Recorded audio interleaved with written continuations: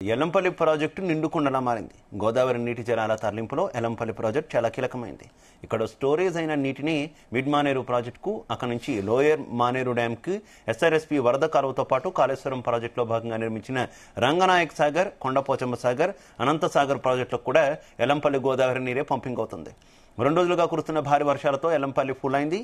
ఈ నేపథ్యంలో ఎల్లంపల్లిలో ఎంతవరకు నీటిని విడుదల చేస్తున్నారు, ఎంత స్టోరేజ్ చేస్తున్నారు, ఫ్లడ్ మేనేజ్మెంట్ ఏ విధంగా చేస్తున్నారు అనే విషయాలు తెలియజేస్తున్న నీటిపారుదల శాఖ రామగుండం సబ్ డివిజన్ డిఈ కీర్తితో మా correspondent Raju Patel face to face.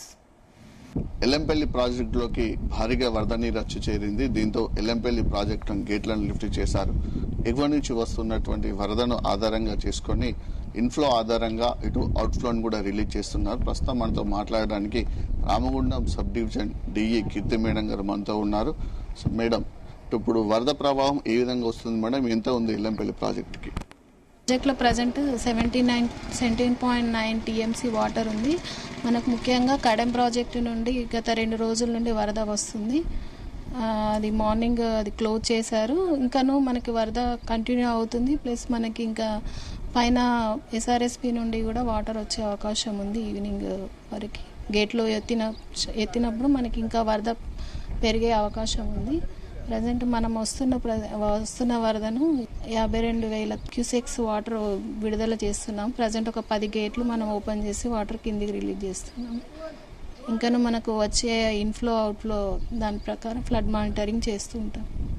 నందిమేడ pump house కి అది ఎన్ని క్యూసెక్లు వెళ్తుంది? ఇంకా భవిష్యత్తులో దాన్ని పెంచే అవకాశం ఏమన్నా ఉందా? ప్రజెంట్ 9,450 క్యూసెక్స్ వాటర్ మనము నందిమేడారం పంప్ హౌస్ ద్వారా లిఫ్ట్ చేస్తున్నాము. మిడ్ మానేరు వరకు వెళ్ళిపోతుంది మనకు. ప్రజెంట్ యాజ్ పర్ ఇన్స్ట్రక్షన్స్ మనకి పైన వచ్చే ఇన్స్ట్రక్షన్స్ ప్రకారం ఫాలో అవుతాం.